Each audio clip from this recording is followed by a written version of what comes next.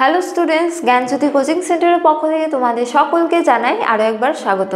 তো স্টুডেন্টস, আজকে আমরা যে বিষয় নিয়ে আলোচনা করব তা হলো প্রাচীন প্রস্তর যুগের বৈশিষ্ট্যসমূহ নিয়ে। অর্থাৎ এই যুগের মানুষেরা কী ধরনের হাতিয়ার ব্যবহার করত, তারা কেমন জীবন যাপন করত, বা এই যুগের সময়সীমা নিয়ে আজকে আমরা আলোচনা করব। তো চলো দেরি না করে আমরা আজকের আলোচনা শুরু করি, ঠিক আছে? তো দেখো, প্রথমে বলা হয় যে প্রাচীন প্রস্তর যুগের সময়সীমা বা কোন সময়কাল থেকে কোন সময়কাল পর্যন্ত সময়কে প্রাচীন প্রস্তর যুগ হিসেবে ধরা হয় তা নিয়ে, ঠিক আছে? তো দেখো, এক্ষেত্রে প্রথমে বলা হয় যে মানব সংস্কৃতির সর্বপ্রাচীন পর্ব প্রাচীন প্রস্তর যুগ, ঠিক আছে? এই যে মানব সংস্কৃতির সর্বাপেক্ষা প্রাচীন পর্ব হলো এই প্রাচীন প্রস্তর যুগ, ঠিক আছে? তো প্রাচীন প্রস্তর যুগ হলো জৈবিক ও সাংস্কৃতিক বিকাশের একেবারে আদিমতম অধ্যায়, ঠিক আছে?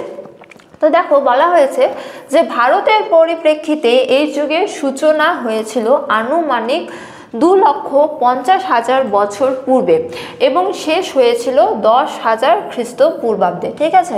অর্থাৎ ভারতবর্ষের পরিপ্রেক্ষিতে এই প্রাচীন প্রস্তর যুগের সূচনা হয়েছিল বা সর্বপ্রাচীন পর্বের সূচনা হয়েছিল আনুমানিক 2,50,000 বছর পূর্বে এবং শেষ হয়েছিল আনুমানিক 10,000 খ্রিস্টপূর্বাব্দে, ঠিক আছে? তো দেখো, বলা হয়েছে যে এই প্রাচীন প্রস্তর যুগের সময়কাল এত বিশাল ছিল যে এই যুগে পাথরের তৈরি হাতিয়ারের বৈশিষ্ট্য লক্ষ্য করে প্রত্নতত্ত্ববিদগণ এই যুগকে 3 ভাগে ভাগ করে আলোচনা করেছেন, ঠিক আছে?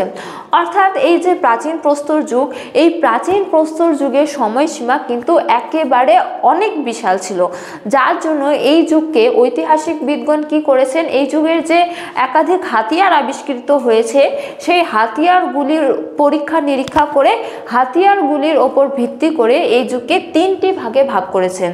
এই 3টি ভাগ কি কি দেখো, বলা হয়েছে যে নিম্ন প্রস্তর যুগ, মধ্য প্রস্তর যুগ এবং উচ্চ প্রস্তর যুগ। তো প্রাচীন প্রস্তর যুগকে মূলত এই 3টি ভাগে ভাগ করা হয়েছে। কিভাবে ভাগ করা হয়েছে? মূলত প্রাপ্ত হাতিয়ারের ওপর ভিত্তি করে ভাগ করা হয়েছে, ঠিক আছে? তো দেখো, বলা হয়েছে যে অন্য দিক থেকে প্রাচীন প্রস্তর যুগকে খাদ্য সংগ্রহকারীর যুগ বলা হয়, কারণ তখনও অবধি তারা খাদ্য উৎপাদন করতে শেখেনি। তো এই যে প্রাচীন প্রস্তর যুগ, এই প্রাচীন প্রস্তর যুগকে কিন্তু খাদ্য সংগ্রহকারীর যুগও বলা হয়, কেননা এই যুগে মানুষেরা খাদ্য উৎপাদন করতে জানতো না, তারা মূলত খাদ্যের জন্য পুরোপুরিভাবে প্রকৃতির ওপর নির্ভরশীল ছিল, ঠিক আছে? তো এই গেল প্রাচীন প্রস্তর যুগের সময়সীমা নিয়ে। অর্থাৎ এই যুগের সময়সীমা কত থেকে কত পর্যন্ত? আনুমানিক 2,50,000 বছর থেকে শুরু করে একেবারে 10,000 খ্রিস্টপূর্বাব্দ পর্যন্ত। তো এবারে আমরা আলোচনা করব প্রত্নকেন্দ্র, অর্থাৎ কোন কোন স্থান থেকে এই যুগের নিদর্শন আবিষ্কৃত হয়েছে তা নিয়ে। তো দেখো, বলা হয়েছে যে ভারতের বিভিন্ন স্থানে প্রাচীন প্রস্তর যুগের মানুষের নিদর্শন পাওয়া গেছে, ঠিক আছে? ভারতের কিন্তু একাধিক স্থান থেকে এই প্রাচীন প্রস্তর যুগের বহু নিদর্শন আবিষ্কৃত হয়েছে, যেমন পাঞ্জাব, তারপরে রাজপুতনা, গুজরাট, কর্ণাটক, মহীশূর, মাদ্রাজ, বিহার, তারপরে অসম, বাংলা প্রভৃতি স্থান থেকে কিন্তু এই প্রাচীন প্রস্তর যুগের নিদর্শন আবিষ্কৃত হয়েছে, ঠিক আছে? দেখো, বলা হয়েছে যে কাশ্মীরের সোয়ান উপত্যকায় এই যুগের কিছু হাতিয়ার পাওয়া গেছে, যেগুলি তৈরি হয়েছিল শক্ত কোয়ার্টার জাতীয় স্বচ্ছ পাথর দিয়ে, ঠিক আছে? তো এই যে পাঞ্জাব, রাজপুতনা, গুজরাট, কর্ণাটক, মহীশূর বিভিন্ন স্থানে এই যুগের বিভিন্ন নিদর্শন আবিষ্কৃত হয়েছে, তার পাশাপাশি কিন্তু কাশ্মীরের সোয়ান উপত্যকাও হলো হচ্ছে যে এই যুগের নিদর্শন আবিষ্কৃত হয়েছে, যা হলো এক উল্লেখযোগ্য কেন্দ্র। তো এখান থেকে মূলত শক্ত কোয়ার্টার জাতীয় পাথর দিয়ে যে হাতিয়ার তৈরি হয়েছিল তা আবিষ্কৃত হয়েছে, ঠিক আছে? তো এই গেল প্রাচীন প্রস্তর যুগে যে নিদর্শনগুলি বিভিন্ন স্থান থেকে আবিষ্কৃত হয়েছে তা নিয়ে। তো এবারে আমরা আলোচনা করব হাতিয়ার নিয়ে, অর্থাৎ এই যুগে মানুষেরা কি ধরনের হাতিয়ার ব্যবহার করত তা নিয়ে। তো দেখো, বলা হয়েছে যে প্রাচীন প্রস্তর যুগের মানুষ প্রথমে যে অস্ত্র বানিয়েছিল একেবারে শুরুর দিকে, তারা যে অস্ত্রগুলি বানিয়েছিল তা হলো কি হাতকুঠার এবং কাটারি, ঠিক আছে? তো প্রাচীন প্রস্তর যুগ বা বলা যায় যে মানুষ সর্বপ্রথমে যে অস্ত্র বানিয়েছিল তা হলো হাতকুঠার এবং কাটারি। তো পাথর দিয়ে তারা অতি পরিশ্রমে হাতকুঠারে হাতল বানিয়েছিল, যার জন্য একে কি বলা হয়, প্রধান হাতিয়ারও বলা হয়। ঠিক আছে, তো এগুলি অবশ্য ছিল বেশ ভারী এবং অমসৃণ। ঠিক আছে, ও কাটারি ও হালকা কুঠার পাওয়া গেছে কাশ্মীরের পহেলগাত্ত অঞ্চলে, এবং যেগুলিকে ইউরোপীয় প্রত্নতত্ত্ববিদগণ প্রাচীন প্রস্তর যুগে অ্যাকুইলিয়াল স্তর, অ্যাকুইলিয়াল স্তর বা প্রথম পর্ব বলে গণ্য করেছেন। অর্থাৎ হাতিয়ারের ক্ষেত্রে বলা যায় যে এই যুগের মানুষেরা পাথরের তৈরি হাতিয়ার ব্যবহার করত, এবং সেই হাতিয়ারগুলি ছিল আকারে বড় বড় বা বিশাল এবং ভারী। ঠিক আছে, এবং অমসৃণ। ঠিক আছে, এই যুগে হাতিয়ারের তেমন কোনো উন্নত হয়নি, মূলত পাথরেরই হাতিয়ার ব্যবহার করত, এবং প্রকৃতি থেকে যে ধরনের পাথর তারা পেত তাকেই তারা হাতিয়ার হিসেবে ব্যবহার করত। ঠিক আছে, তবে হাতিয়ারের মধ্যে প্রধান হাতিয়ার কি ছিল, হাতকুঠার এবং কাটারি। ঠিক আছে, তো দেখো এবারে আমরা আলোচনা করব এই যুগে মানুষের জীবনযাপন নিয়ে। ঠিক আছে, অর্থাৎ তারা কি ধরনের জীবনযাপন করত, দৈনন্দিন জীবনযাপন কিভাবে করত তা নিয়ে। তো দেখো এক্ষেত্রে বলা যায় যে প্রাচীন প্রস্তর যুগের মানুষজন প্রধানত ছিল পশু শিকারী ও খাদ্য সংগ্রাহক। তারা খাদ্য উৎপাদন করতে শেখেনি। ঠিক আছে, তো এটা আমরা আগে আলোচনা করলাম যে এই যুগকে কি বলা হয়, খাদ্য সংগ্রহকারী যুগ বলা হয়, কেননা এই যুগে মানুষেরা খাদ্যের জন্য পুরোপুরি প্রকৃতির ওপর নির্ভরশীল ছিল। তারা নিজেরা কিন্তু খাদ্য উৎপাদন করতেও জানতো না। ঠিক আছে, তো এই যুগে মানুষেরা মূলত পশু শিকার করে এবং বনের যে ফলমূল পেত তা খেয়েই বেঁচে থাকতো। ঠিক আছে, তো তারা এই যুগে খাদ্য উৎপাদন করতে কিন্তু জানতো না। এছাড়া বলা হয়েছে যে এই যুগে মানুষেরা বন্য পশুকে তারা পোষ মানানোর যে কৌশল, কিভাবে পোষ মানাতে হবে তাও কিন্তু তারা জানতো না।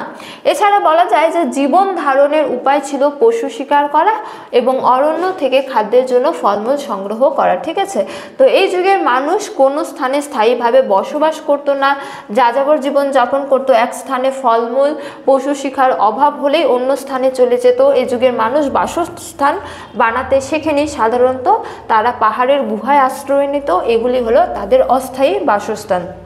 আবার অনেক সময় তারা খোলা আকাশের নিচেই পড়ে থাকতো। অর্থাৎ বলা যায় যে এই যুগে মানুষেরা খাদ্য উৎপাদন করতে তো জানতো না, মূলত পশু শিকার করে এবং বনের ফলমূল খেয়ে বেঁচে থাকতো। তার পাশাপাশি তারা কিভাবে বন্য পশুকে পোষ মানাতে হবে তারা কিন্তু তাও জানতো না। ঠিক আছে, এর পাশাপাশি তারা স্থায়ীভাবে বসস্থান গড়ে তুলতেও জানতো না। তারা কি করতো, তারা যাযাবর জীবনযাপন করতো, অর্থাৎ তারা এক স্থান থেকে অন্য স্থানে ঘুরে বেড়াতো। যেমন বলা যায় যে তারা এক স্থানে বসবাস করতো এবং সেই স্থানে যখন খাদ্যের ঘাটতি দেখা দিত, অর্থাৎ ফলমূলের বা পশুর অভাব দেখা দিত, তখন তারা কিন্তু অন্য স্থানে চলে যেত। তো এইভাবে তারা এক স্থান থেকে অন্য স্থানে ঘুরে বেড়াতো, অর্থাৎ যাযাবর জীবনযাপন করতো। আবার কখনো তারা খোলা আকাশের নিচেই বসবাস করতো, কিন্তু কখনো কখনো তারা কি করতো, গুহায় আশ্রয় নিত। পাহাড়ে যে গুহাগুলি থাকে সেখানে তারা আশ্রয় নিত। তো প্রত্নতত্ত্ববিদরা অন্ধ্রপ্রদেশের কুর্নুলে আদি মানুষের আশ্রয়ের স্থান হিসেবে গুহা খুঁজে পেয়েছেন।